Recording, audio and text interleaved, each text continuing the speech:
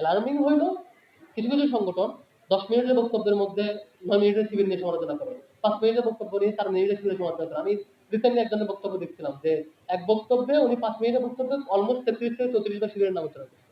তো এরকম অ্যাপ্রোচ থাকলে এটা আমরা মাঝে মাঝে হতাশ হই যে আবারও কি ছাত্রলীগের অ্যাপ্রোচ ফিরে আসতেছে কিনা।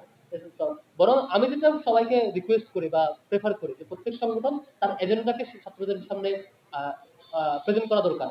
তারা শিক্ষার্থীদের নিয়ে কি করতে চায়, শিক্ষার্থীর কাছ থেকে তিনি কি পেতে চান, শিক্ষার্থীদের কাছ থেকে তিনি কি দিতে চান, শিক্ষার্থীর কাছ থেকে তিনি কি রিকমেন্ডেশন দিতে চান, তার কি পজিটিভ জিনিস শিক্ষার্থীকে দিতে চান, তার কি অ্যাপ্রোচ শিক্ষার্থীরা পজিটিভটা দেবে, তার কি নেগেটিভ অ্যাপ্রোচ তিনি দূর করতে চান। এসব জিনিস শিক্ষার্থীদের ডিসকাস করতে পারাটা ছাত্র সংগঠনগুলোর বৈশিষ্ট্য হতে পারা উচিত ছিল।